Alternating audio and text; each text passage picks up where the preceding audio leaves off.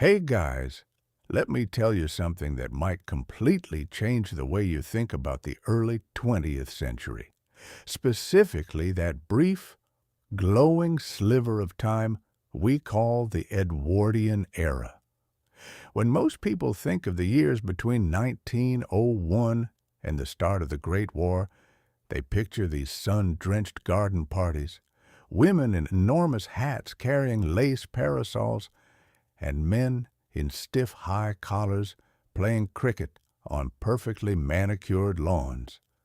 It's a period that has been shrink-wrapped in nostalgia, filtered through a golden haze of Downton Abbey aesthetics, where the sun is always setting over a stately home and someone is always bringing a tray of tea into a library.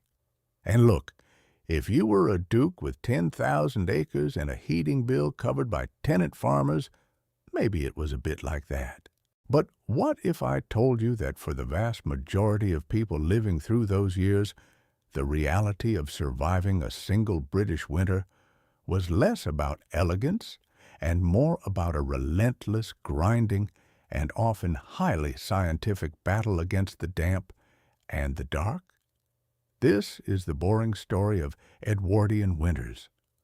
Boring, as I like to say, being a very relative term, because when you actually sit down and look at the sheer logistical madness required to keep a house warm, a family fed, and a suit of clothes dry in 1905, you realize that the Edwardians were basically amateur structural engineers and amateur chemists just to get through the month of January.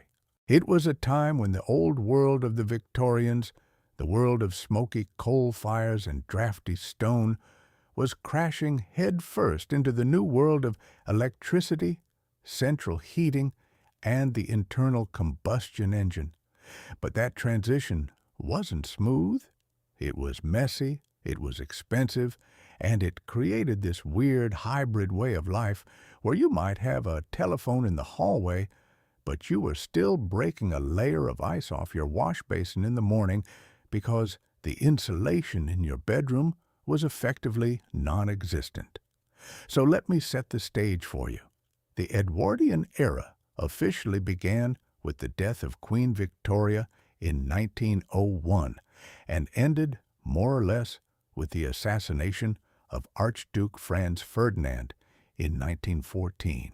It was a decade and a half of incredible wealth at the top, but also a time of deep, systemic anxiety about the health of the nation. The British Empire was at its territorial peak, but the people living in the heart of that empire, in the smog-choked streets of London or the rainy hills of Manchester, were facing winters that were arguably tougher than anything we experience today. We have to remember that this was before the Clean Air Act. When an Edwardian winter hit, it didn't just bring snow or rain, it brought the pea supers, those infamous thick, yellowish-black fogs caused by millions of domestic coal fires pumping soot into a cold, stagnant atmosphere. You weren't just fighting the cold, you were fighting a climate that felt like it was actively trying to suffocate you. Now, here's the thing about Edwardian houses. Whether you were in a terraced house in a working-class district or a sprawling villa in the suburbs, your primary relationship with the winter was defined by coal. Everything, and I mean everything, revolved around the hearth. In a modern house, we flip a thermostat and heat magically radiates from the walls or floors. In 1908, heat was a physical commodity that you had to buy by the hundredweight, store in a cellar, carry up flights of stairs in heavy metal scuttles, and then carefully tend to like a temperamental pet. If you didn't do the work, the heat went away. It was a very immediate, very visceral relationship with energy, and because coal was the lifeblood of the home, the boring details of how it was managed actually tell us everything about how society functioned. Let's start with the morning routine. because that's where the battle really began. Imagine waking up in a typical Edwardian bedroom in late December. It is pitch black because the sun won't be up for another hour, and the air in the room is likely around 40 degrees Fahrenheit. There is no double glazing. Your windows are single-pane glass held in wooden sashes that rattle every time the wind blows, and if it's a particularly cold night, there is actual frost on the inside of the glass, forming beautiful crystalline patterns that are lovely to look at, but a terrifying indictment of your home's thermal efficiency. Your first move isn't to hop out of bed. It's to stay under a mountain of heavy wool blankets and perhaps an eiderdown filled with actual feathers, which was the high-tech insulation of the day. For the middle-class family, the sounds of winter survival started in the basement or the kitchen. This is where the boring heroism of the domestic servant comes in. Before the family even stirred, a housemaid or a tweenie had to creep through the cold house to the drawing room and the dining room to rake out the dead cinders from the previous night's fire. This was a filthy, dusty job. You had to clear the ash, black-lead the grate to keep it from rusting and make it look smart, and then build a new fire using paper, kindling, and carefully placed lumps of coal. If you did it wrong, the room filled with smoke. If you did it right, by the time the master of the house came down for breakfast, there was a flickering warmth beginning to push back the damp. But even with a roaring fire, the Edwardian home was a study in extreme temperature gradients. You could be roasting your shins in front of the fireplace while your back was literally shivering from the draft coming under the door. This led to a whole specialized material culture of winter survival. Think about the heavy velvet curtains that weren't just for decoration. They were thick, weighted barriers designed to stop the heat from leaking out of the windows. Think about the draft excluders, those long sand-filled fabric snakes that people placed at the base of doors. Every room was treated like a sealed compartment. You didn't heat the house. You heated the room you were currently in, and as soon as you stepped into the hallway, you were back in the Arctic. This environmental reality dictated everything about Edwardian fashion and social etiquette. We look at photos of people back then and think, why are they wearing so many layers? Why are the collars so high? Why are the fabrics so heavy? It wasn't just a style choice. It was a survival strategy. If you were sitting in a drawing room where the temperature 10 feet from the fire was 52 degrees, you needed that wool waistcoat, that flannel undershirt, and those heavy tweed trousers. Women's fashion, while appearing cumbersome, offered a lot of surface area for trapping body heat. Multiple petticoats, long-sleeved bodices, and the use of fur muffs and stoles were essentially personal insulation systems. The Edwardians were obsessed with constitution, this idea that you had to harden yourself against the cold, but they were also masters of the layering technique long before outdoor brands made it a marketing slogan. Now, let's talk about the kitchen, because in winter, the Edwardian kitchen became the literal engine room of the house. The range, a massive cast-iron beast that burned coal 24 hours a day, did everything. It cooked the food, it heated the water for the few people lucky enough to have piped baths, and it provided the only consistent source of warmth in the lower levels of the house. But the winter diet was a fascinating logistical challenge in its own right. We take for granted that we can buy strawberries in February. For an Edwardian, winter meant a radical shift in chemistry and preservation. This was the era of the root cellar. Potatoes, carrots, parsnips, and turnips weren't just side dishes. They were the caloric foundation of the winter months because they could be stored for long periods in cool, dark places without rotting. But the real boring genius of Edwardian winter food was the art of the preserve. Throughout the autumn, a massive amount of labor went into putting up the harvest. Jams, jellies, pickles, and chutneys weren't just condiments. They were the only way to get vitamins and sugar into your system when the fresh fruit was gone. And then there was the meat. Without reliable domestic refrigeration, winter was actually a better time for meat than summer because the cold air acted as a natural preservative. This is why the traditional heavy British winter dishes, the suet puddings, the stews, the slow-roasted joints, became so iconic. They were high-calorie, slow-burning fuel designed to keep a human body functioning in a world where you were constantly losing heat to your environment. One of the most interesting technological shifts during this period was the slow arrival of gas and electricity.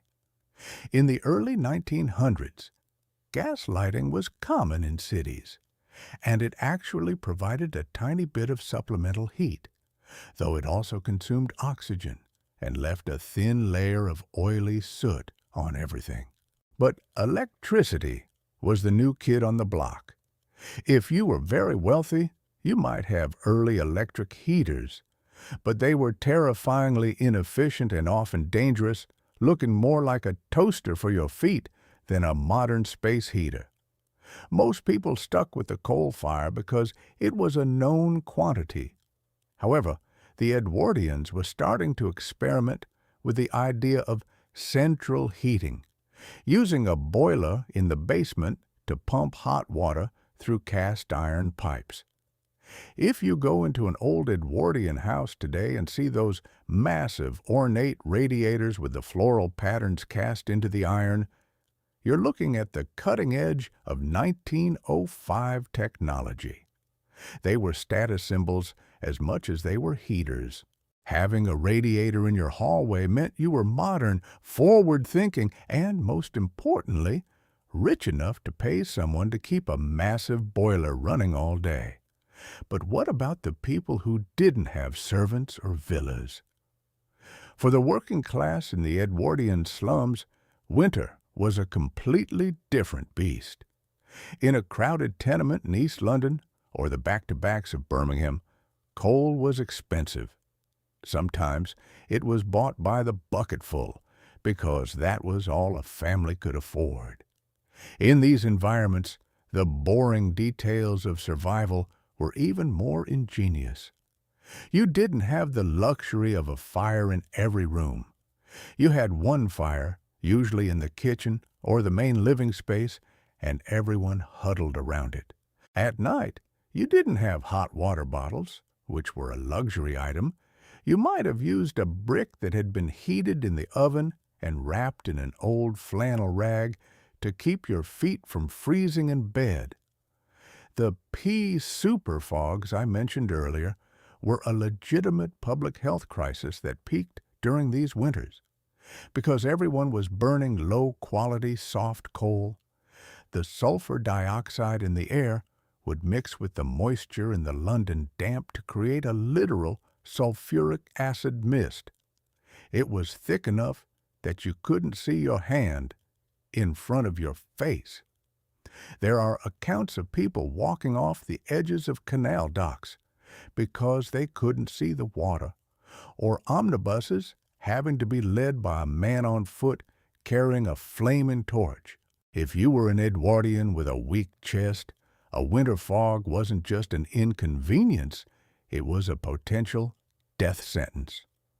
This led to a huge market for winter tonics, mostly useless concoctions of alcohol, sugar, and sometimes a bit of opium or cocaine that promised to fortify the lungs against the city air. Education and work also had to adapt. Schools were often miserably cold, with the school stove being the focal point of the classroom. Children from poorer families often arrived with chilblains, painful, itchy swellings on the fingers and toes caused by repeated exposure to cold and damp. The boring history of the Edwardian school system in winter involves a lot of teachers trying to figure out how to keep kids focused when they are literally shivering. Sometimes, physical exercise, what they called Swedish drill, was used not just for health, but simply to get the blood moving so the students could hold a pen. Even the way people traveled in winter was undergoing a massive, boring revolution. At the start of the era, it was all about the horse, and horses in winter were a nightmare. They slipped on icy cobblestones.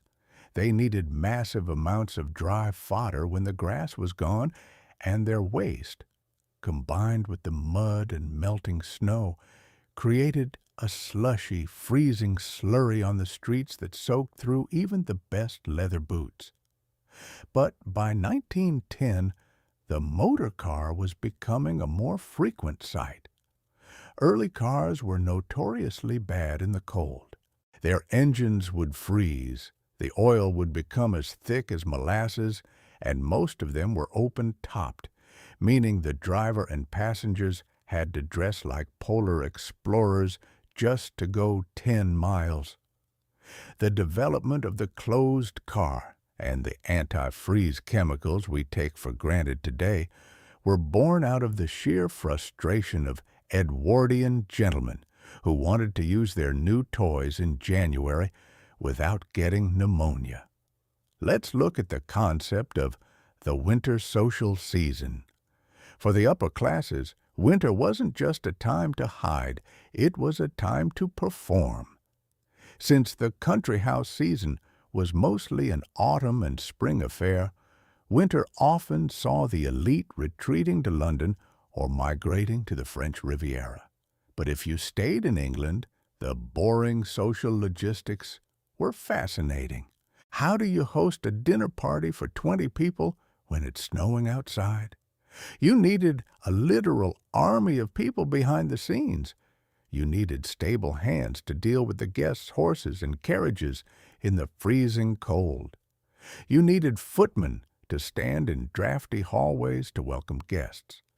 You needed a kitchen staff, working in a literal sauna of a kitchen, prep cooking dishes that wouldn't get cold the moment they were carried through the freezing corridors to the dining room.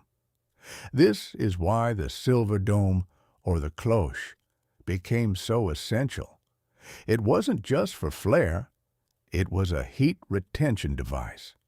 If you didn't cover that lamb chop, it would be a cold lump of fat by the time it traveled from the basement kitchen to the first floor table. And then there's the laundry. This is one of those boring topics that people often overlook, but laundry in an Edwardian winter was a Herculean task. In a world of coal smoke and mud, clothes got dirty incredibly fast. But how do you dry a heavy linen sheet in London in February? You couldn't hang it outside. It would either freeze solid or get covered in soot from the neighbor's chimney. The answer was a complex system of indoor drying racks, pulleys attached to the kitchen ceiling, where the rising heat from the range would slowly, over the course of days, bake the moisture out of the fabric.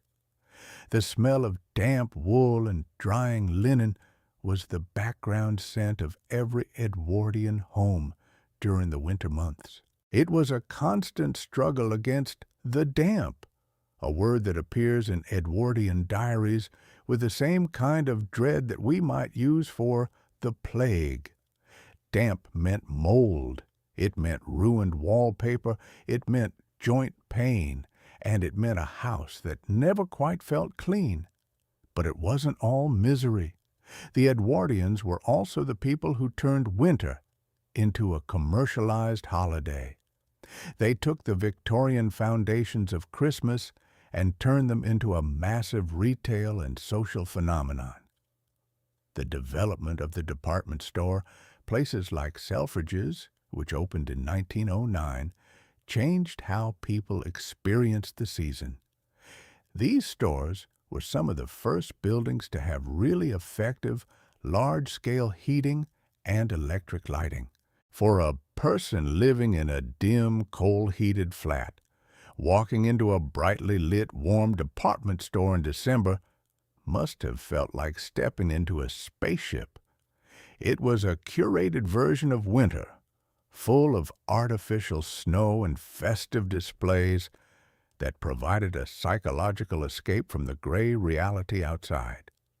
The Edwardian era also saw the birth of the modern winter vacation.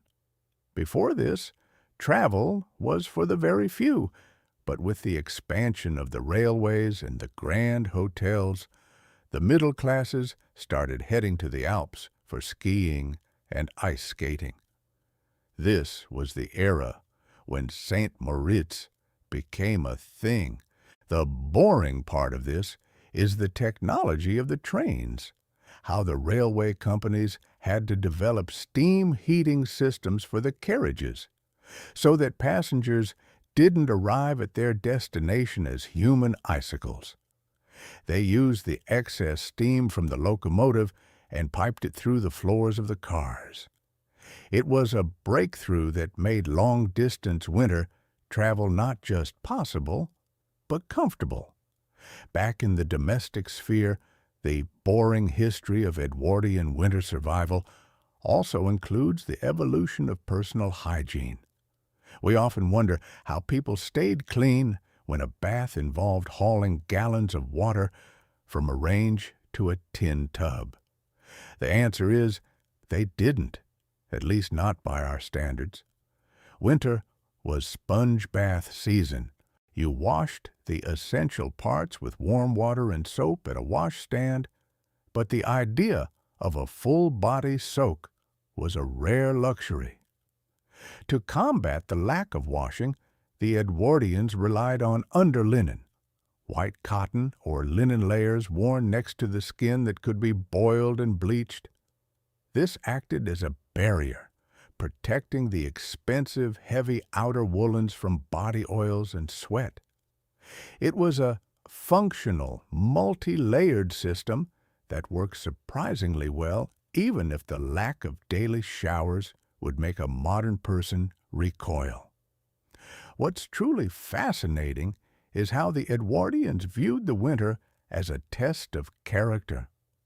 There was this whole philosophy of muscular Christianity and stoicism that suggested a bit of cold was good for the soul. You see this in the literature of the time. The idea that a bracing walk in the frost would clear the mind and strengthen the lungs. But while the poets were writing about the silvery rime on the trees, the engineers were frantically trying to figure out how to stop the city's water mains from bursting. The boring reality of municipal engineering in 1900 was a constant war against the frost line. If the pipes weren't buried deep enough, the water would freeze, expand, and shatter the cast iron, leaving entire neighborhoods without water. This led to massive public works projects to deepen the infrastructure of cities like London and Glasgow, a silent, invisible victory over winter that we still benefit from today. We also have to talk about the winter of 1906 to 1907, which was particularly brutal and served as a wake-up call for many. It was one of those winters that stayed late and hit hard, leading to a spike in the price of coal. In an era where many people lived week to week, a 20% increase in the price of fuel was a catastrophe. This drove political change. It's no coincidence that the Edwardian era saw the rise of the Labor Party and the first real social safety net legislations, like the Old Age Pensions Act of 1908. Politicians began to realize that if the elderly and the poor couldn't afford to heat their homes in a bad winter, the state had a problem. The boring details of coal subsidies and pension payments were, in many ways, a direct response to the physical reality of the British climate. The science of textiles was also leaping forward. This was the era when brands like Burberry and Aquascutum were perfecting gabardine, a tightly woven, chemically treated fabric that was breathable but water-resistant. It was originally designed for polar explorers and the military, but it quickly trickled down to the civilian market. If you were a middle-class Edwardian man, your trench coat, which would soon get its name from the literal trenches of the war, was a piece of high-tech gear. It allowed you to walk to the railway station in a winter drizzle without arriving at the office as a soggy mess. And let's not forget the boring history of the basement. In an Edwardian house, the basement wasn't just a place to store junk. It was a sophisticated thermal buffer. It housed the coal, the larder, which stayed at a consistent temperature because it was underground, and the servants' hall. The thermal mass of the earth helped keep the basement from freezing, which is why the kitchen was usually located there. The heat from the range would then naturally rise through the house, though, as we've discussed, it rarely made it all the way to the attic bedrooms where the servants slept. Those attic rooms were the front line of the winter war, often so cold that the water in the bedside carafes would freeze solid overnight. One of the most characteristic sounds of an Edwardian winter evening would have been the tink, tink, tink of someone using a poker to break up the clinkers in the grate. A clinker was a hard, stony residue left behind when coal burned inefficiently. If you didn't clear them, they would block the airflow and kill your fire. This tiny, repetitive task was part of the rhythm of life. It was a world of small, manual interventions. You didn't just have heat. You made heat, one poker stroke and one shovelful at a time. This created a much higher level of thermal literacy among the population. Even a child would know the difference between anthracite, which burned hot and clean, and bituminous coal, which was smokier but easier to light. As the sun began to set, which in a London winter could be as early as 3:30 p.m. thanks to the smog, the Edwardian home transformed into a series of small amber-lit islands. Gaslight had a very specific, warm, flickering quality that we try to mimic today with vintage LED bulbs, but the real thing was alive. It hissed. It smelled faintly of garlic due to the impurities in the gas, and it cast long, deep shadows that made the heavy Victorian-style furniture look even more imposing. If you were sitting in a room lit by a single gas mantle and warmed by a dying coal fire, the world outside, the cold, the damp, the screeching of the tram cars, felt very far away. This domestic cocooning was the Edwardians' primary defense against the psychological toll of the long, dark winter. But even this cocooning had its boring technical requirements. For example, the chimney sweep. Because everyone was burning coal, chimneys would clog with soot and creosote with terrifying speed.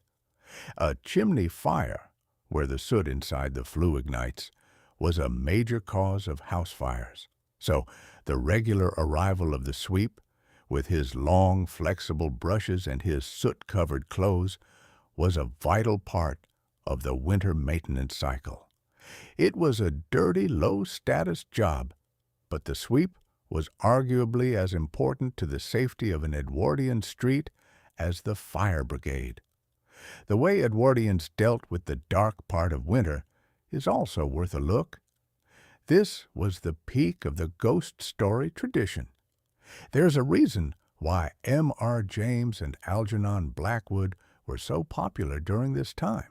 When you are confined to a few small, dimly lit rooms for 16 hours of darkness a day, your imagination starts to play tricks on you.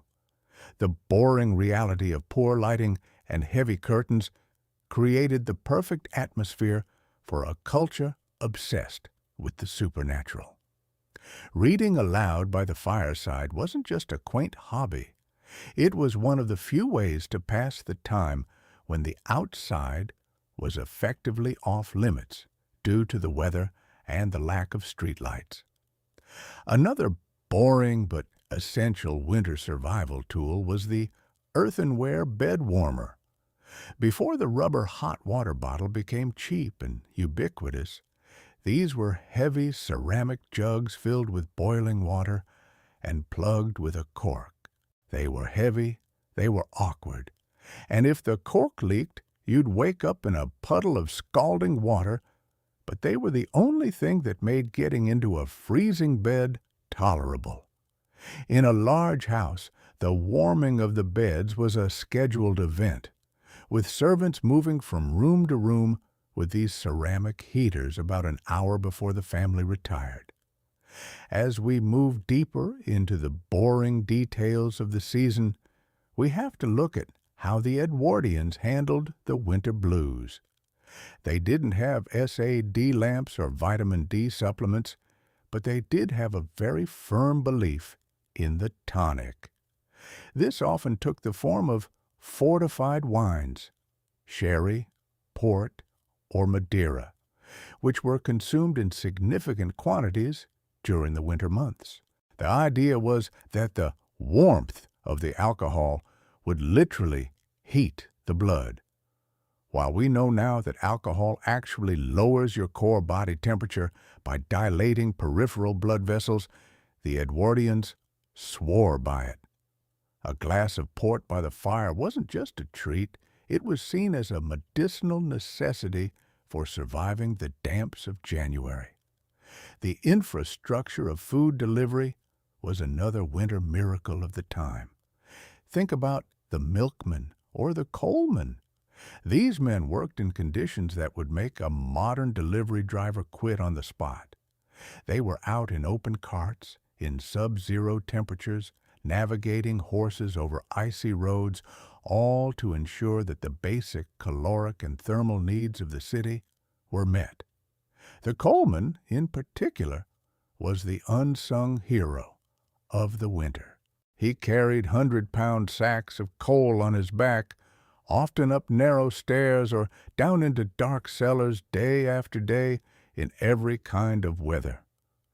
Without that constant manual labor, the entire city would have ground to a frozen halt within 48 hours. Even the boring world of Edwardian indoor plants tells a story. Why were aspidistras so popular? Because they were the only plants tough enough to survive the Edwardian winter. They could handle the low light of a room with heavy curtains, the fluctuating temperatures of a house that went from 70 degrees to 40 degrees every night, and the toxic fumes from gas lamps and coal fires. The cast iron plant, as it was known, was a symbol of the era's resilience, a bit of green that refused to die even when the environment was objectively hostile. And then there were the winter sales. The concept of the January sale really took off in the Edwardian era. It was a way for shops to clear out the heavy winter stock to make room for the lighter spring fashions. But for the savvy Edwardian consumer, it was a vital time to buy the woolens and flannels they would need for the next winter. This kind of long-term planning was a hallmark of the age. You didn't buy a coat for one season. You bought a coat for a decade. The boring history of garment repair, the darning of socks, the turning of collars, the patching of elbows was at its peak during the winter as people spent their long evenings maintaining the textile armor that kept them alive. In the countryside, the boring survival strategies were different. Without the benefit of gas mains or the heat island effect of a big city, rural Edwardians were even more isolated. Winter was a time of deep maintenance. If you were a farmer, you weren't growing much, so you spent your time repairing hedges, fixing tools, and tending to livestock that was now huddled in barns. The relationship with the weather was even more direct. A heavy snow could mean you didn't see another person for a week. This led to a very different kind of social structure, one based on extreme self-reliance and a pantry that had to be stocked with enough flour, lard, and cured meat to last until March. One of the most interesting technological boring bits was the development of vacuum flasks, the first thermos. Invented in the late 19th century, but becoming more common in the Edwardian era, they were a game changer for anyone who worked outside. Being able to have a hot cup of tea or soup 4 hours after leaving the house was a luxury that we can't really comprehend. It was a bit of portable hearth that changed the labor patterns of the winter, allowing workers to stay in the field or on the construction site longer because they didn't have to return to a fire to get warm. As we think about these millions of people, from the king in Buckingham Palace to the dock worker in Wapping, all of them were engaged in this same fundamental struggle against the dark and the cold. They used different tools, and they had vastly different levels of comfort, but they were all living in a world where winter was a physical opponent you had to outsmart. It wasn't something you just watched through a window. It was something you felt in your bones, something you smelled on your clothes, and something that dictated the rhythm of your entire life.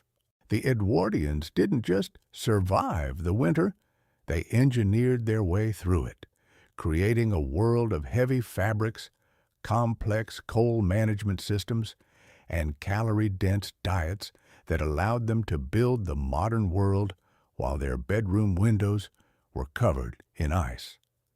The transition from the old ways of heating to the new was often marked by these weird, boring, middle-ground inventions. Take the oil heater, for instance. Before central heating was common, you might have a portable kerosene heater that you could carry from room to room. They were incredibly smelly and prone to tipping over and burning the house down, but they represented this Edwardian desire for local control over their environment. You didn't have to wait for the maid to light a fire. You could just light the wick. It was a step toward the instant world we live in today, but it was still rooted in the messy, smelly reality of liquid fuel. And speaking of liquid fuel, the boring history of the Edwardian bathroom in winter is a tale of bravery. Most houses, even middle-class ones, didn't have what we would call a heated bathroom. It was usually a small repurposed room at the end of a cold hallway. Taking a bath in January was an ordeal. You had to light a separate gas geyser, a terrifying contraption that heated water on demand using a row of open gas flames. They were notorious for exploding or leaking carbon monoxide. If you survived the geyser, you then had to strip naked in a room that was probably 45 degrees, wash as fast as humanly possible, and then dry off with a towel that was probably slightly damp from the humidity. It's no wonder that people took the waters at spa towns. It was probably the only time they felt truly, deeply warm and clean all at once. The Edwardian winter was also the heyday of the heavy curtain industry. I know it sounds boring, but the physics of a 1905 window were so bad that the curtain was actually a structural component of the home's insulation. We're talking about curtains made of velvet or chenille, backed with a thick layer of flannel or bump, a heavy felt-like material. These things weighed a ton. They were designed to create a dead air space between the cold glass and the room. When you drew the curtains at dusk, you were literally sealing the house. This act was a ritual, a signal that the day's battle with the outside world was over, and the family was now in fortress mode for the night. The social implications of this fortress mode were huge, because it was so much work to heat and light a home. People tended to congregate in one place. The family circle wasn't just a sentimental idea, it was a thermal reality. You sat together because that's where the heat was. This forced a level of social interaction, reading together, playing games, talking, that started to disappear once we gained the ability to heat every room in a house independently. In a weird way, the inefficiency of Edwardian heating was a powerful social glue. But let's look at the boring side of winter footwear again. Leather boots in 1905 weren't waterproof in the way we think of today. They were made of animal skins that would soak up water like a sponge if not treated. So, the boring routine of winter included greasing your boots. You'd use dubbin, a waxy, oily substance, and rub it into the leather by the fire until the boots were saturated. This made them water-resistant and kept the leather from cracking in the cold. But it also meant that everyone's boots smelled faintly of old fat and wax. If you walked into an Edwardian hallway in winter, the smell would be a mix of coal smoke, wet wool, drying linen, and dubbin. It's the scent of a society that is manually managing its survival. The boring logistics of winter also extended to the very small details, like ink. If you were a clerk in a London office and the heat went out over the weekend, your ink could freeze and shatter its well. This led to the development of winter inks with different chemical compositions, or simply the practice of keeping the inkwell on a warm shelf. Everything, every liquid, every fabric, every piece of wood reacted to the cold, and the Edwardians had a boring solution for all of it. They were a people who lived in the details because, in a world without thermostats, the details were the only thing keeping you warm. And as the winter progressed into the hungry gap, that period in late February and early March, when the stored food was running low but the spring harvest was still months away, the boring chemistry of nutrition became even more vital. This was when the marmalade season started. The arrival of bitter Seville oranges from Spain was a major event. Making marmalade wasn't just a hobby, it was a way to create a high-sugar, vitamin C-rich food that could bridge the gap between winter and spring. The sound of bubbling sugar in a copper-preserving pan was the sound of the Edwardian home, preparing for the final stretch of the cold. What's really incredible is how much of this was invisible labor. We see the photos of the king or the famous actresses of the day, but behind every one of those people was a network of coal miners, railway stokers, domestic servants, and street cleaners who were the actual life support system for Edwardian society in winter. It was a massive, decentralized, and largely manual operation that required everyone to play their part. If the coal didn't get mined, the city died. If the servant didn't light the fire, the house froze. If the mother didn't preserve the fruit, the family got scurvy. It was a world of high stakes disguised as boring daily chores. Even the way the Edwardians thought about fresh air was a product of their winter struggle. There was a huge movement toward open-air schools and hospitals, based on the idea that stagnant coal smoke-filled indoor air was more dangerous than the cold. You'd see photos of children sitting at their desks in heavy coats with the windows wide open in the middle of February. It seems insane to us, but to an Edwardian, the damp and the foul air were the enemies, and the cold was just a manageable byproduct of fighting them.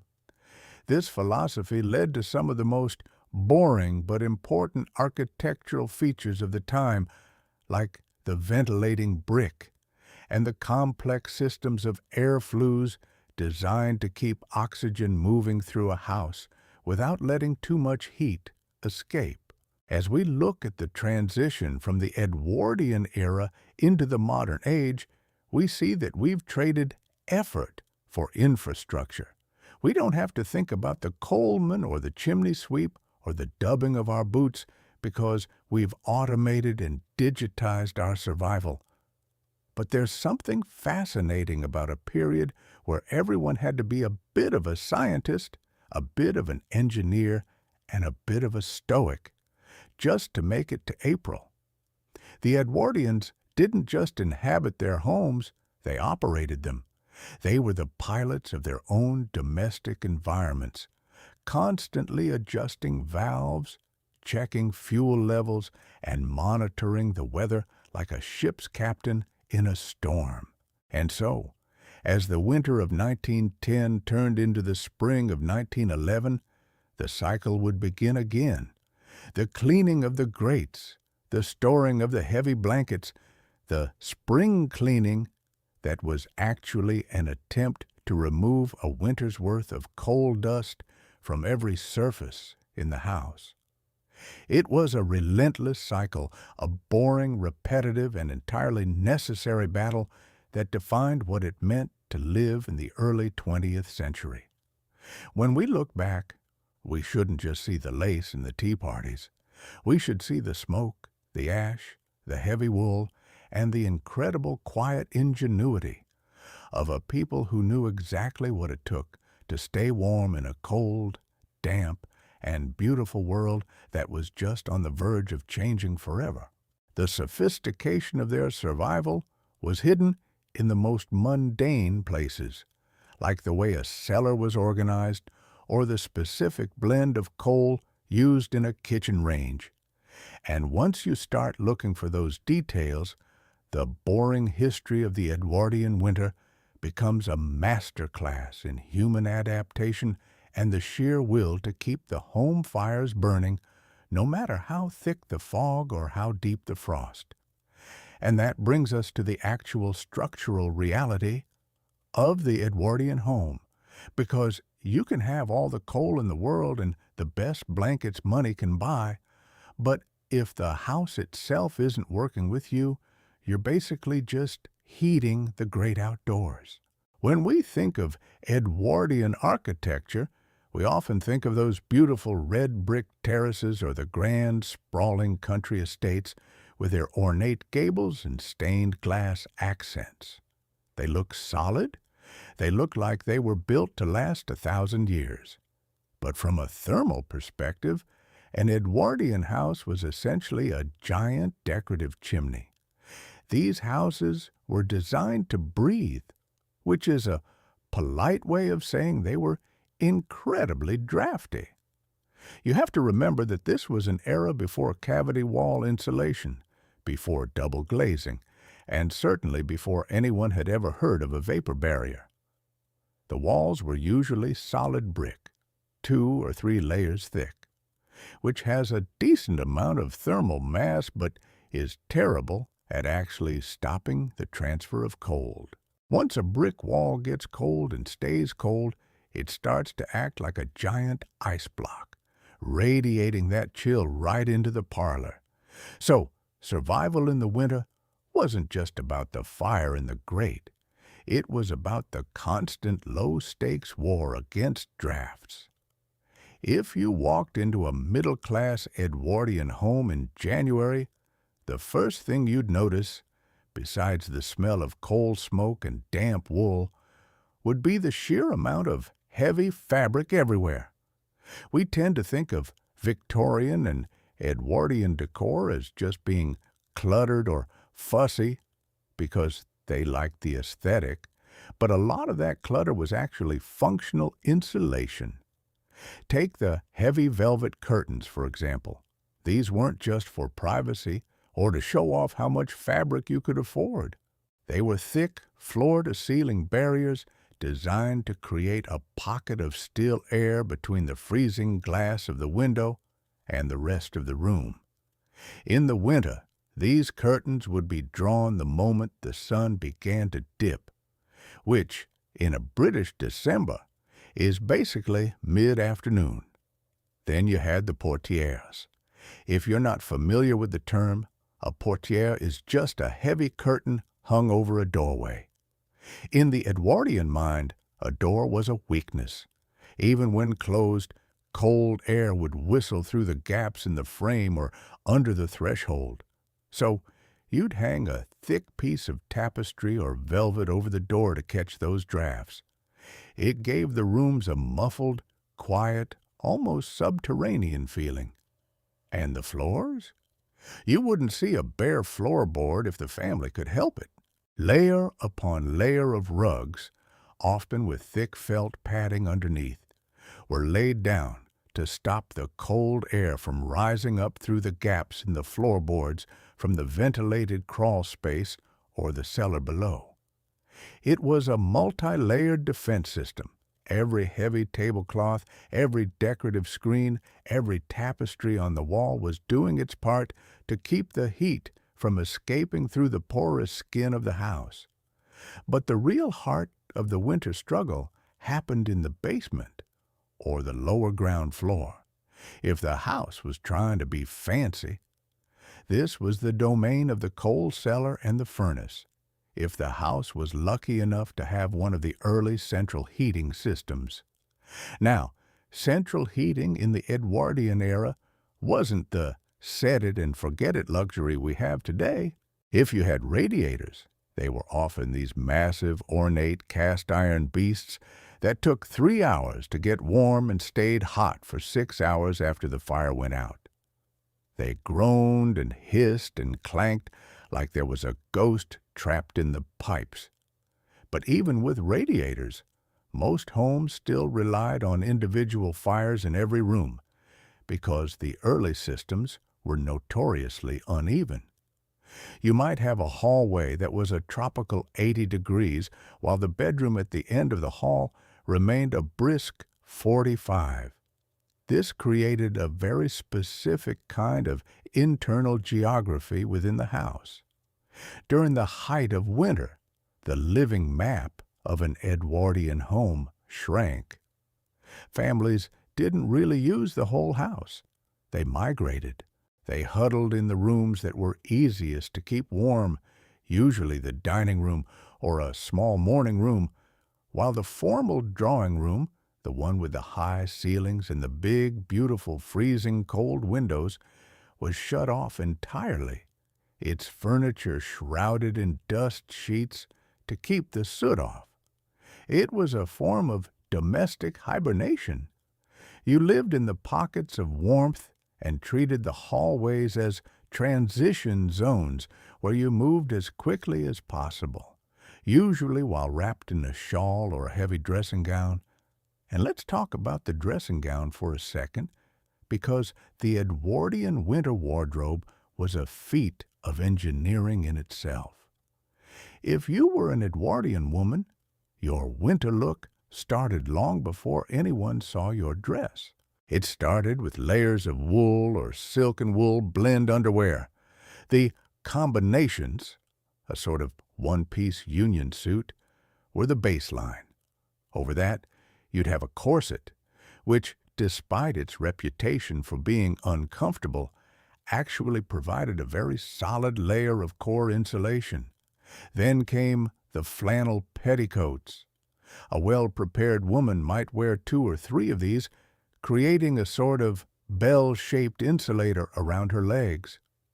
By the time you got to the actual dress, which was likely made of a heavy wool serge or tweed, you were basically wearing a human-sized tea cozy. Men had it slightly easier with heavy three-piece wool suits and long johns, but the principle was the same. Bulk was your best friend.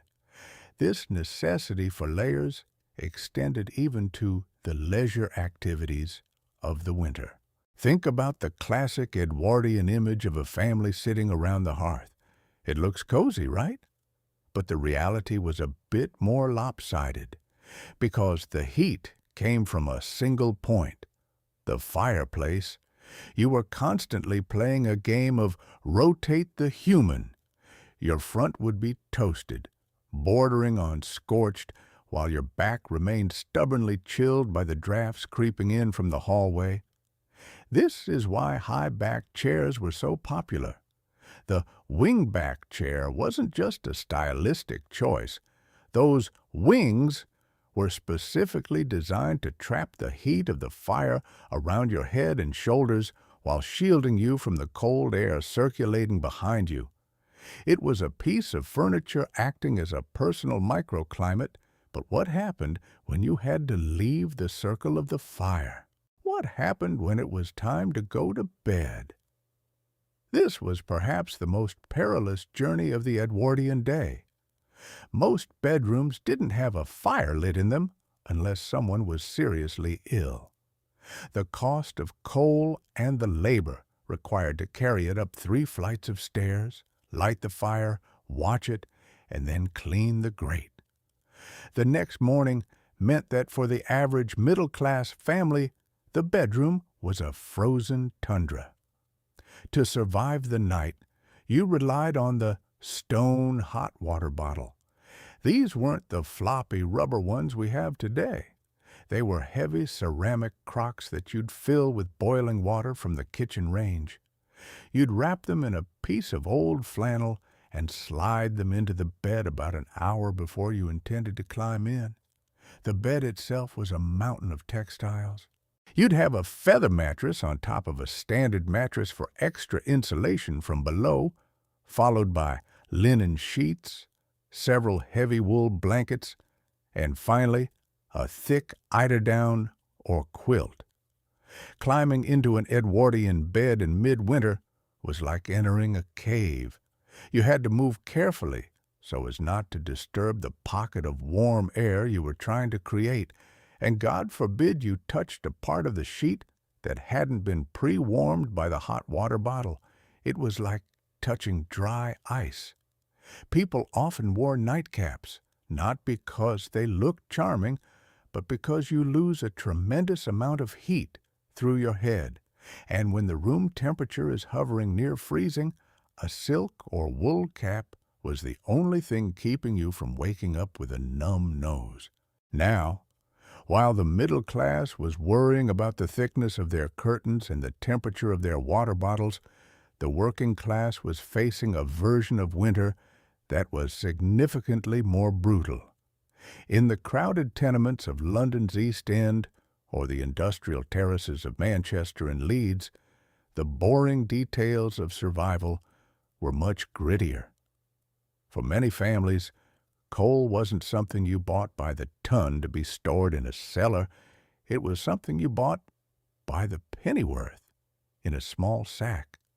If the money ran out before the week did, the fire went out.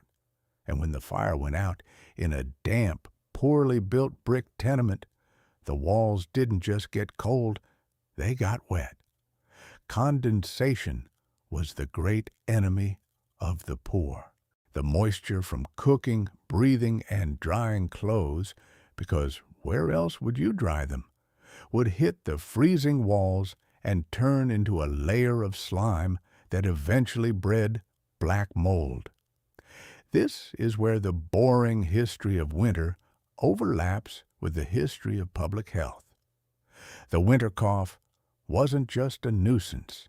It was often the precursor to bronchitis or pneumonia, which were major killers in the Edwardian era.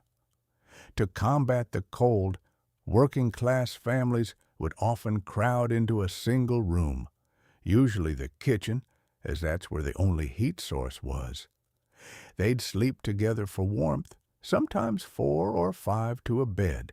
using old coats and even newspapers layered between blankets to provide extra insulation. It was a desperate communal effort to keep the cold at bay, a far cry from the serene, snowy scenes depicted on the Christmas cards of the era. But even in the face of such hardship, there was a level of ingenuity that is honestly impressive. People used what they had. If you couldn't afford a ceramic hot water bottle, you'd heat a brick in the oven, wrap it in a rag, and put it at the foot of the bed. If your boots had holes in them, you'd line them with cardboard to keep the frostbite away for one more day. The penny sit-up and the two-penny hangover were actual things in homeless shelters, where for a couple of pennies you could sit on a bench in a heated room, or for slightly more, hang over a rope stretched across the room to sleep standing up. The sheer mechanical effort of staying alive in a city like London during a pea super fog, where the coal smoke trapped the cold air against the ground, is something we can barely imagine today. Speaking of the fog, we have to talk about the atmospheric reality of the Edwardian winter. It wasn't just cold, it was dark. This was the era of the great stink's colder, meaner cousin, the black fog, because everyone was burning coal, from the massive factories to the millions of individual household grates. The air was thick with soot and sulfur dioxide. In the winter, under certain weather conditions, this would create a literal London particular. The fog could become so thick that you couldn't see your own feet. It would seep into the houses, coating everything in a fine layer of greasy black dust. It made the winter a season of constant cleaning. For the Edwardian housewife or domestic servant, winter wasn't a time of cozying up. It was a time of relentless back-breaking labor. The fires had to be tended constantly. The ashes had to be cleared every morning, which was a filthy job that sent clouds of gray dust into the air, necessitating even more dusting. The brass fenders and fire irons had to be polished to reflect the light of the fire, because in a world of gaslight and oil lamps, every bit of reflection helped brighten the gloomy rooms. The laundry was a nightmare. Trying to dry heavy woolens and linens in a damp environment often meant hanging them on racks near the ceiling of the kitchen, where they would absorb the smells of whatever was cooking. And the cooking itself changed in the winter. The Edwardian diet was heavily seasonal, and winter was the season of the heavy and the brown. Without refrigeration or global supply chains, you ate what could be stored. Root vegetables, carrots, turnips, parsnips, and the ever-present potato were the staples. Meat was often stewed for hours on the back of the range, not just to make it tender, but to create a rich, fatty broth that provided the calories needed to maintain body temperature. Suet puddings, thick porridges, and heavy fruitcakes weren't just treats, they were fuel. The Christmas pudding, we think of as a festive tradition, was actually the ultimate winter survival food. Packed with sugar, fat, and dried fruits, it was a caloric bomb designed to keep you going through the darkest months. But it wasn't all just grim survival. There was a specific Edwardian winter culture that emerged from these conditions. Because travel was difficult and the evenings were long, the home became the center of a very intense kind of social life. This is the golden age of parlor games, of reading aloud, of communal music making around the piano. When you're trapped in a 30-square-foot circle of warmth around a fireplace, you have to find ways to entertain each other. The boring reality of being stuck indoors for 4 months out of the year drove a massive boom in the publishing industry. This was when the ghost story for Christmas became a staple. There's something about the flickering light of a coal fire and the sound of the wind rattling the ill-fitting window frames that makes a ghost story feel particularly plausible. The Edwardians were also obsessed with the invigorating air. Despite the cold, there was a prevailing medical theory that stagnant indoor air was a breeding ground for disease. This led to the somewhat contradictory practice of throwing open the windows for an hour every morning to air out the house, regardless of the temperature outside. You'd see people wrapped in furs sitting in carriages or on the decks of steamships, convinced that the biting winter wind was actually a health tonic. It was a culture that valued hardiness. The cold bath in the morning was seen by many men as a mark of character, a way to shock the system into readiness for the day. If you could survive a tin bath in a drafty bedroom with water that had a thin crust of ice on it, you could probably survive anything the British Empire threw at you. As the period progressed into the 1910s, you started to see the modern winter begin to emerge. Electricity was starting to make its way into upper-middle-class homes, though it was mostly used for lighting at first. The idea of an electric heater was a futuristic dream. But you started to see better engineering in the coal ranges. The AGA style of heat storage was on the horizon. There was a gradual shift toward more scientific home management. Magazines like The Queen or Country Life began to run articles on the proper way to insulate a cellar or the most efficient way to bank a fire so it would stay alight overnight. It was the beginning of the end for the old, wildly inefficient ways of the Victorian era. Yet, for all the technological shifts, the fundamental Edwardian winter experience remained one of sensory extremes. It was the contrast between the bitter, biting cold of the dead rooms and the suffocating, soot-heavy heat of the kitchen. It was the sound of the muffin man ringing his bell in the foggy street, selling warm, doughy comfort to people who were perpetually chilled to the bone. It was the specific texture of a heavy wool blanket against your chin and the smell of roasting chestnuts from a street vendor's brazier. These details are what make the boring history so much more interesting than the grand political narratives of the time. History isn't just about who was prime minister, it's about how a million ordinary people managed to get a decent night's sleep when the temperature inside their house was 38 degrees. And let's not forget the sheer logistical complexity of the winter supply chain for a single household. To keep a standard terrace house warm, you needed a constant influx of coal. This meant the coal man was one of the most important people in your life. He'd arrive with his horse and cart, his face permanently blackened with dust, carrying 100-pound sacks on his back down the narrow tradesman's entrance, or tipping them directly into the coal hole in the pavement. A typical house might go through 2 or 3 tons of coal over a bad winter.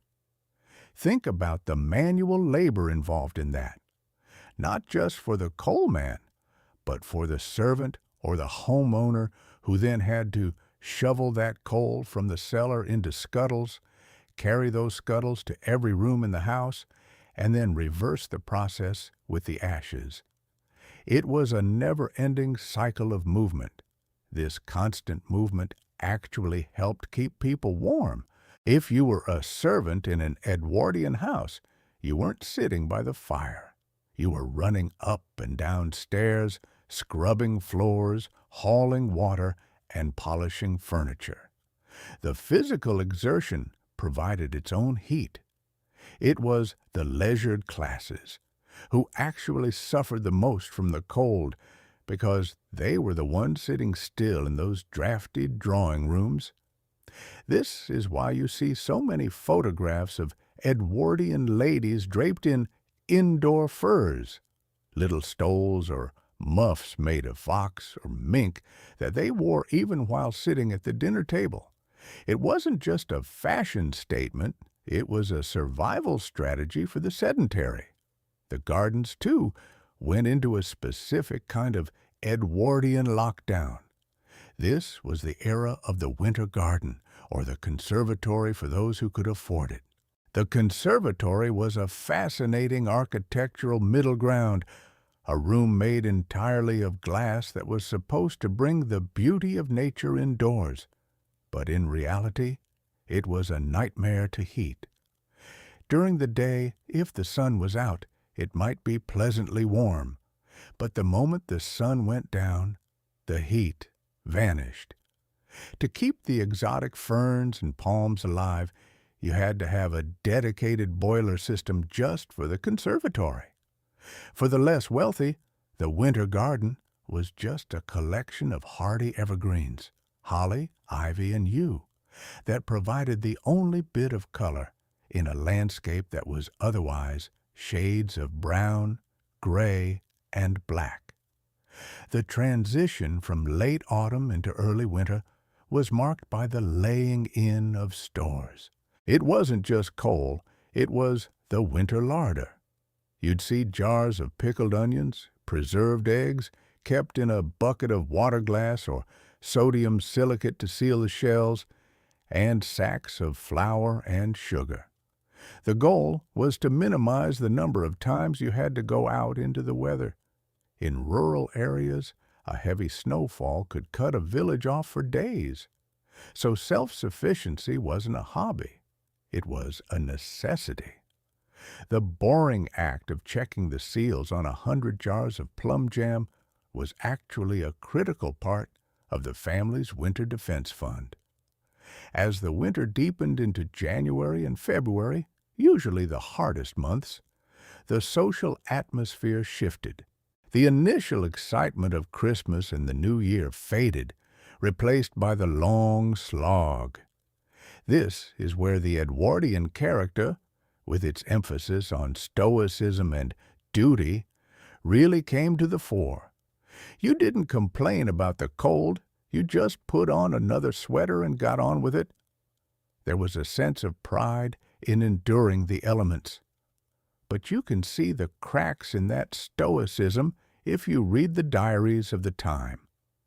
People wrote obsessively about the weather, the direction of the wind, the depth of the frost on the inside of the windows, the number of people in the parish who had succumbed to the chest cold.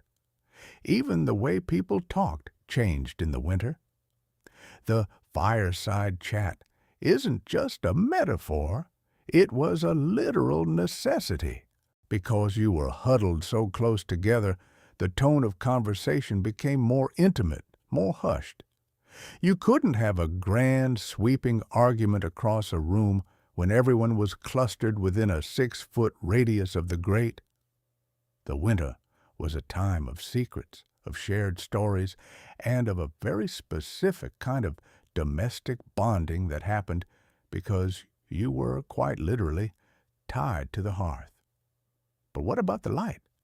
We take for granted the ability to flip a switch and have instant, bright white light. In the Edwardian winter, light was a precious and fickle resource. Gaslight was a huge improvement over candles, but it had its own problems. It flickered, it hissed, and it consumed oxygen, which, in a room already sealed tight against drafts, could make the air feel heavy and thick. It also produced a fair amount of heat, which was a bonus in the winter, but it left a greasy residue on the ceilings that had to be washed off every spring. And the color of the light, a warm, yellowish green, gave everything an eerie Dickensian glow. In the working-class homes that still relied on tallow candles or simple oil lamps, the darkness was even more profound. You lived your life by the rhythm of the sun, and when the sun went down at 4 p.m., your world became very small indeed. The impact of this prolonged darkness on the human psyche is something the Edwardians didn't really have a name for. They didn't talk about seasonal affective disorder, but they certainly felt it. They called it the winter doldrums, or melancholy. To combat it, they leaned heavily into the few bright spots they could find. The winter sales in the big department stores like Selfridge's or Harrods were a major event, not just for the bargains, but for the chance to walk through a brightly lit, heated building and see something other than the four walls of your own parlor. The theater and the music hall also did a roaring trade in the winter, providing a few hours of garish, colorful escape from the gray reality outside. As we look closer at the mechanics of the Edwardian kitchen during these months, we see the true genius of the range. The kitchen range was the literal engine of the house. It was a massive black-leaded beast of cast iron that did everything. It cooked the food, it heated the water for washing, it warmed the kitchen, and it provided a place to dry damp socks and air the laundry. The fire in the range was rarely allowed to go out. At night, it would be banked, covered with a layer of ash or small coal, so that it would smolder slowly until morning. The first task of the kitchen maid at 5 a.m. was to riddle the range, shaking the grate to let the old ash fall through, and then coaxing the embers back into a roar. The range also dictated the menu, because it had different heat zones. The hot plate directly over the fire, the cooler end of the surface, and the ovens that were heated by the smoke and hot air circulating around them. You could have multiple things going at once. A simmering pot of soup could sit on the edge of the range for days, with new ingredients added as others were ladled out. This was the perpetual soup, a common feature of many households, where the flavors deepened and intensified over the course of the week. It was an incredibly efficient use of energy. If the fire was burning anyway, you might as well have something cooking on it. This efficiency was also seen in the way water was managed.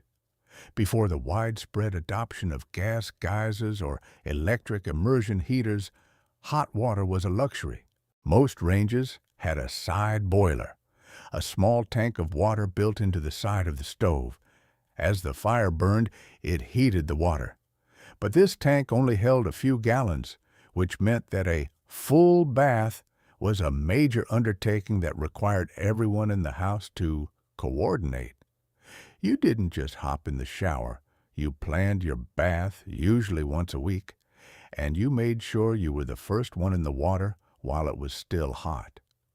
The boring reality of the Edwardian bath was that by the time the third person got in, the water was lukewarm and decidedly gray. But there's a certain beauty in that kind of forced mindfulness. When every bucket of coal has to be carried and every gallon of water has to be heated, you don't waste things. You become acutely aware of the cost of your comfort. The Edwardian winter was a master class in resource management. You learned which rooms held the heat best, which windows leaked the most air, and exactly how many blankets you needed to stay warm without being crushed by the weight of them. It was a lived experience of thermodynamics, practiced by people who had never heard the word. And then there was the out-of-doors survival. For the Edwardian man or woman of fashion, winter was the season of the great coat. These weren't the lightweight wool coats we wear today. They were massive, multi-layered garments made of heavy Melton wool that could weigh 10 or 15 pounds on their own. They were designed to shed water and blocked the wind like a suit of armor. If you were traveling by carriage, you'd also have a lap rug, a thick fur-lined blanket that you'd tuck around your legs. Footwear was equally substantial. Galoshes, rubber overshoes, were essential for navigating the slush and black ice of the city streets, which were a treacherous mix of frozen mud, coal soot, and horse manure. The transition of the streets themselves in winter was a massive civic undertaking. Before the age of the motorized snowplow, clearing the streets was done by hand and by horse.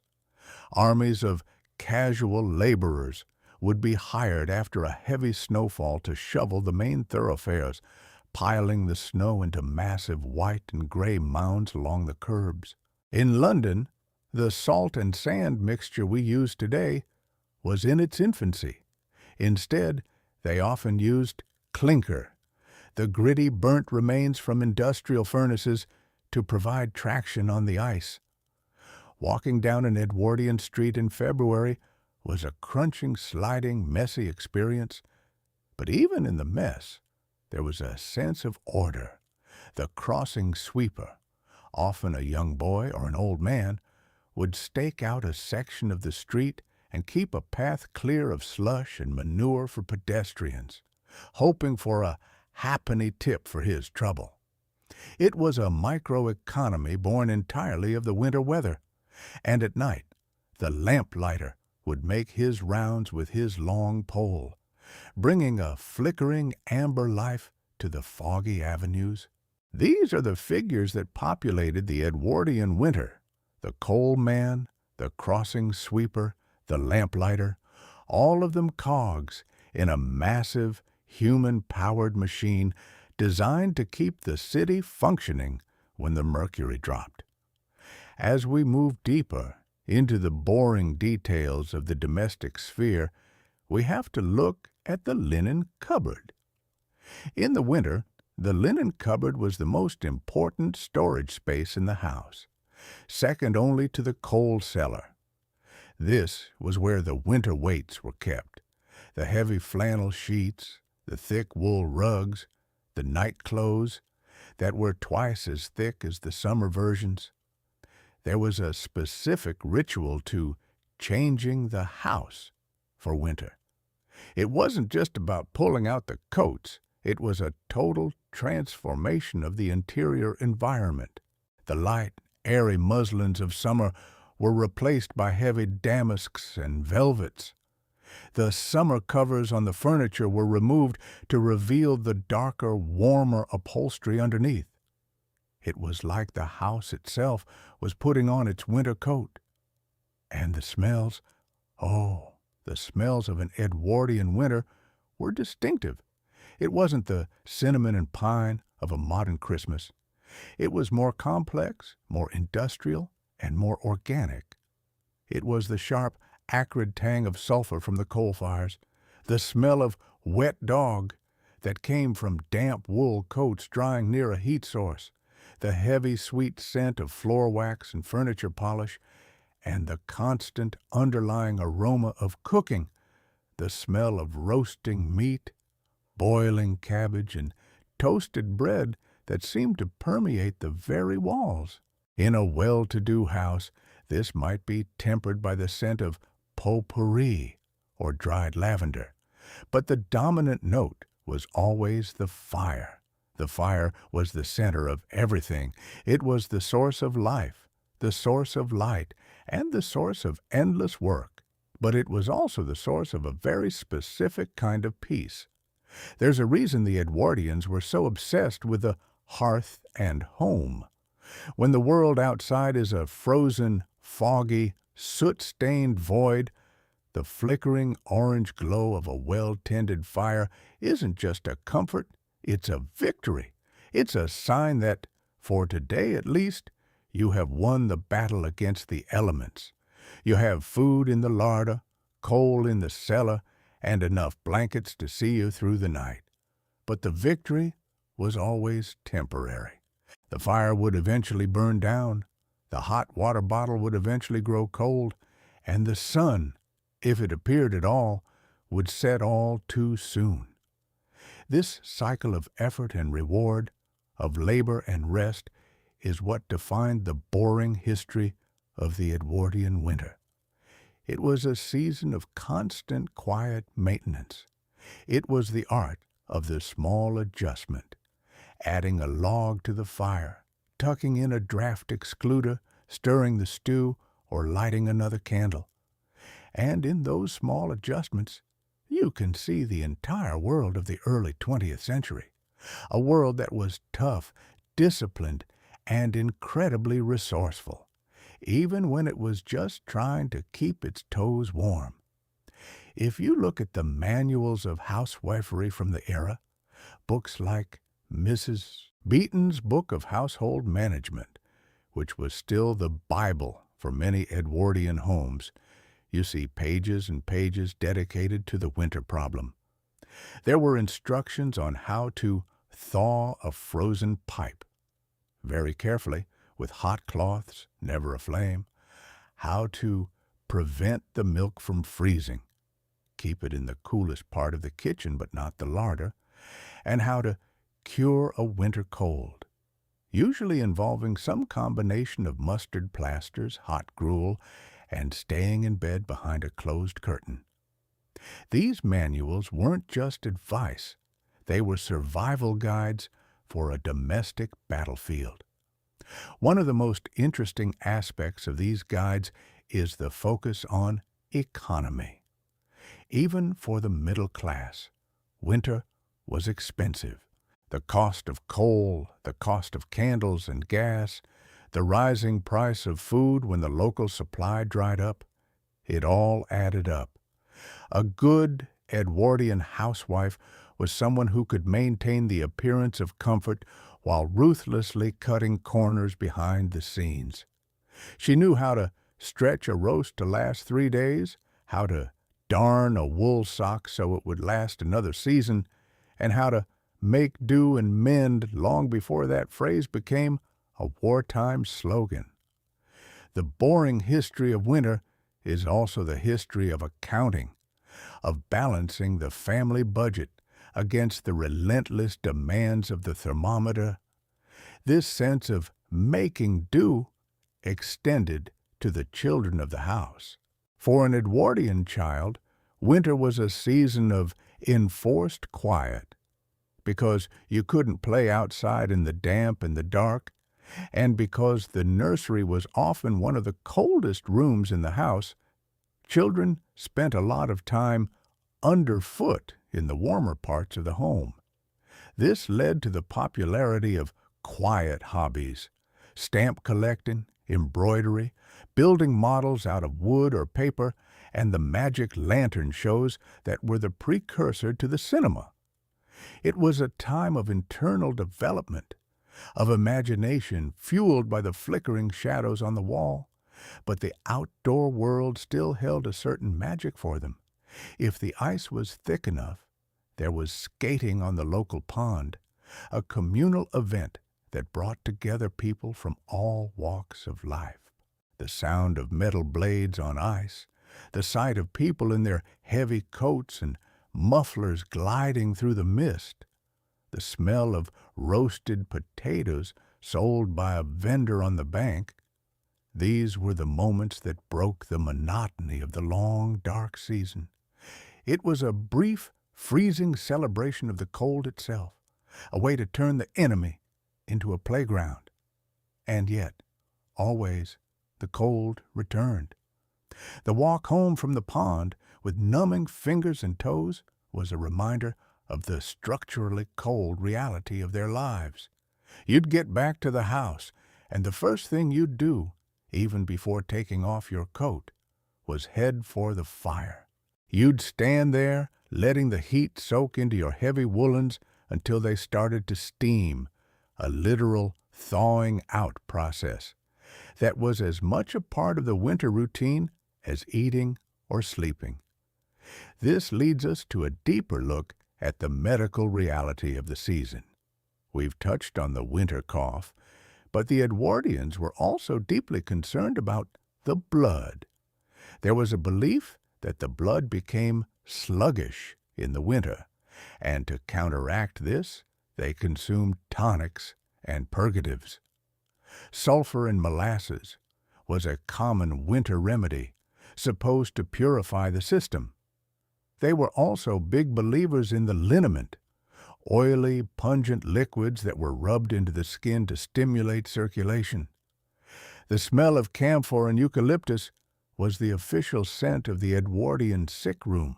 If you caught a chill, you were subjected to a regime of sweating it out, wrapped in layers of blankets with a hot drink and a fire lit in your bedroom, the one time that luxury was allowed. The fear of the chill was very real.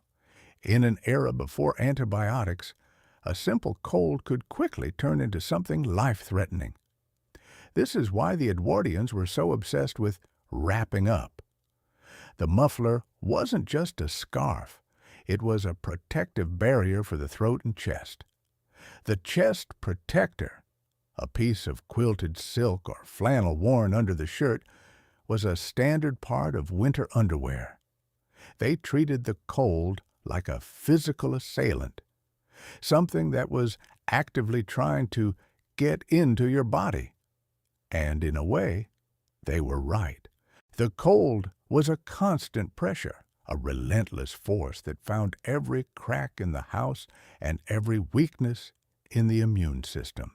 As we look at the late Edwardian period, right before the outbreak of the First World War, we see a world that was becoming more mechanized, but was still fundamentally tied to these ancient cycles of survival. The first motor cars were appearing on the streets, but they were notoriously difficult to start in the winter. You had to hand crank them, and the oil would get as thick as molasses in the cold. The wealthy started to head to the French Riviera to escape the British winter, creating the first modern tourist season. But for the vast majority of people, winter was something you just had to sit through. You had to endure the pea soupers, the damp walls, the coal dust, and the endless brown food, waiting for that first day in March when the light felt just a little bit different, and you could finally think about putting the heavy blankets back into the linen cupboard. The boring history of how they survived is a story of a million small, repeated actions. It's the story of the woman black leading the range until her knuckles ached. The story of the clerk walking 3 miles through the slush because he couldn't afford the omnibus. The story of the servant girl carrying scuttles of coal up 4 flights of stairs until her back was permanently bent. And the story of the family huddled around a single lamp, reading a ghost story while the wind howled in the chimney. It was a life of heavy things, heavy coats, heavy coal, heavy food, and heavy responsibilities. And when we look back at it from our world of thermostats and synthetic fibers, we shouldn't just feel pity. We should feel a certain kind of awe for the sheer grinding persistence of it all. The sophistication of their survival was hidden in the most mundane places, like the way a cellar was organized or the specific blend of coal used in a kitchen range. And as the winter wore on, the focus shifted from staying warm to staying sane. The mental toll of the grayness, what we might call cabin fever, was managed through a series of rituals. Sunday afternoon tea was the pinnacle of this. It was the one time in the week when the best china was brought out. The fire was built up even higher than usual, and the formality of the meal provided a sense of structure and dignity that helped combat the feeling of being trapped by the weather. The boring act of pouring tea from a heavy silver pot was actually a defensive maneuver against the chaos of the winter. And then there were the winter birds. The Edwardians were keen observers of nature, even in its dormant state, They'd hang sweat balls for the robins and tits, watching them from the window. It was a small way of connecting with a world that seemed otherwise dead. The sight of a robin against the snow was a powerful symbol for them, a bit of bright, defiant life in a landscape of gray. It's no wonder the bird became so central to their Christmas imagery. It represented the same thing they were trying to achieve: survival through grit and a little bit of fluff. As we move into the final stretch of the Edwardian winter, the weeks between February and the spring equinox, the boring details become even more focused on the end game. This was when the coal supplies were at their lowest, when the preserved vegetables were starting to sprout in the cellar, and when the winter lethargy was at its peak. This was the time for spring tonics, for deep cleaning the rooms that had been shut up all winter, and for the first tentative airing out of the heavy woolens. It was a time of transition, a slow creaking movement from the indoor world back to the outdoor world. But that transition was never fast. The British spring is notoriously fickle, and a late frost could ruin everything. So the Edwardians stayed cautious. They didn't put away the coats until they were absolutely sure. They kept the fires banked, kept the hot water bottles ready, and kept the heavy and the brown food on the table. They knew that the winter wasn't truly over until the last piece of coal had been burned and the first daffodils were actually in bloom. The boring reality was that survival didn't have a finish line.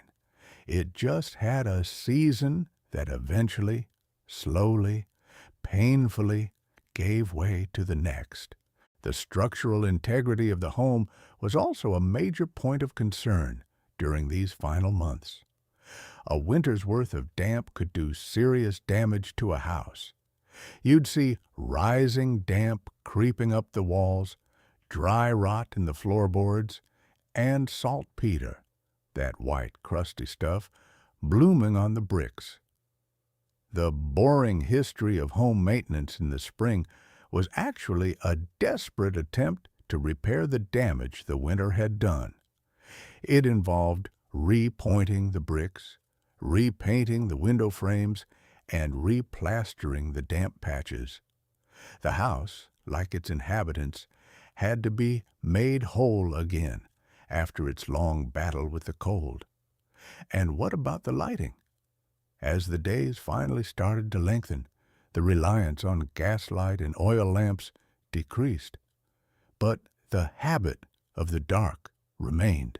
People were so used to living in the dim, yellowish glow of the indoors that the return of actual bright sunlight could be quite jarring.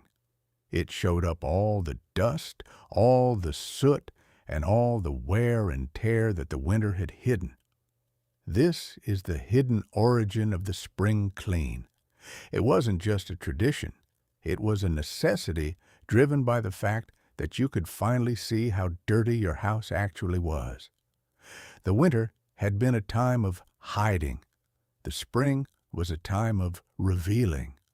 The Edwardian winter was a season of interiority, both in the sense of staying inside and in the sense of focusing on the inner life of the family. It was a period of high-density living, of shared warmth, and of a very specific kind of sensory deprivation that made the eventual return of spring feel like a miracle.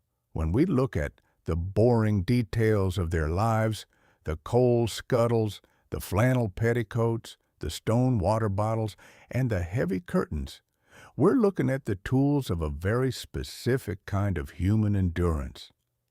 They didn't have the easy warmth we have, but they had a deep, practical understanding of what it took to stay alive and stay human in a cold, damp, and beautiful world.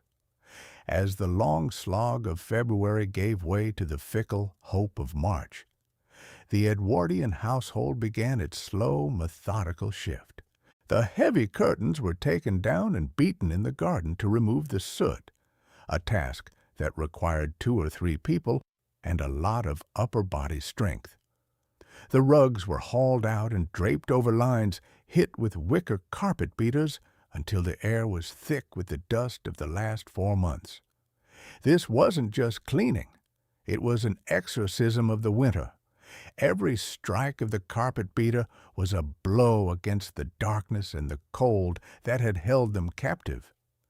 In the kitchen, the perpetual soup was finally finished, and the range was given its first deep clean of the year. The black lid was reapplied until it shone like a mirror, and the ovens were scrubbed to remove the grease of 100 heavy stews. The larder was emptied of its shriveled potatoes in empty jars, and the water-glass bucket of eggs was finally emptied as the hens, responsive to the increasing light, began to lay again in earnest. The boring transition of the kitchen was the clearest sign that the season was turning. Fresh greens, the spring onions, and the early cabbage began to appear at the market, bringing a literal taste of life back to a diet that had been brown and heavy for too long. But even then, the Edwardians didn't let their guard down. The March winds were considered particularly dangerous, biting to the bone and full of ag. The heavy coats stayed on, though perhaps they were unbuttoned for the first time. The nightcaps were still worn, and the hot water bottles were still filled, though maybe with water that wasn't quite at a rolling boil. It was a culture of guarded optimism. They had survived the worst, but they knew that the weather and life itself could still throw a killing frost at you when you least expected it. This sense of caution, of watching and waiting, was the final, boring trait of the Edwardian winter. It was a world where you never quite stopped preparing for the cold, even when the sun was shining. The legacy of this endurance is built into the very fabric of the cities we live in today. Those red brick terraces, those ornate fireplaces, those high-backed chairs, they are all artifacts of a long Cold War. When you see a coal hole cover in a London sidewalk or an old radiator in a drafty apartment, you're looking at the front lines of the Edwardian survival effort. They were a people who knew how to hunker down, how to layer up, and how to find a quiet, flickering joy in the simple fact of being warm. And as we move through our own winters with our smart thermostats and our ultralight down jackets, there's something to be said for remembering the boring grit of the people who came before us, the ones who kept the home fires burning no matter how thick the fog or how deep the frost, and who knew that the most important part of history isn't just the battles won on the field, but the battles won every single morning against the cold air in the bedroom and the ice on the inside of the window pane. Because when you really look at it, the Edwardian winter wasn't just a season, it was a test of character met with a very specific kind of British pragmatism. It was a world where cozy wasn't a lifestyle aesthetic you bought at a department store, but a hard-won victory achieved through a heavy wool blanket, a perfectly placed draft excluder shaped like a sausage dog, and the sheer atmospheric pressure of a family huddled around a single source of heat. We tend to look back at those sepia-toned photos and see a stiff, formal people trapped in uncomfortable clothes. But when you understand the thermal reality of a 1905 January, those high collars and layered petticoats start to look a lot more like survival gear and a lot less like fashion statements. They left us a blueprint for resilience that's tucked away in the oddest places. In the way we still instinctively reach for a hot cup of tea when the wind picks up, or the way we value a solid house that feels like it can stand up to a gale. They taught us that you don't need a smart home system to find comfort. Sometimes you just need a well-stoked grate and the patience to wait for the kettle to whistle. So, the next time you feel a slight chill in the air and your hand drifts toward the thermostat, take a second to think about those Edwardian households. Think about the housemaid hauling scuttles of coal up 3 flights of stairs in the dark, the father carefully banking the fire for the night, and the children tucked under 4 layers of quilts in a room that could see its own breath. They didn't just endure the winter, they built a culture around it, finding a quiet, flickering sort of peace in the middle of the frost. And honestly, there's nothing boring about that at all. It's just the way life was lived, one coal fire and one heavy wool sock at a time, until the first crocuses of spring finally fought their way through the London mud. I hope this deep dive into the chilly, soot-stained, and surprisingly ingenious world of Edwardian winters has helped you settle in for the night. If you're still awake, maybe it's time to fluff your pillow, adjust your own blankets, and be grateful that you don't have to get up at 5 a.m. to rake out the clinkers from a cold kitchen range. Sleep well, stay warm, and I'll see you in the next chapter of our boring history. Would you like me to start researching a new, boring deep dive into the Victorian railway postal system, or perhaps the evolution of 19th century lighthouse maintenance?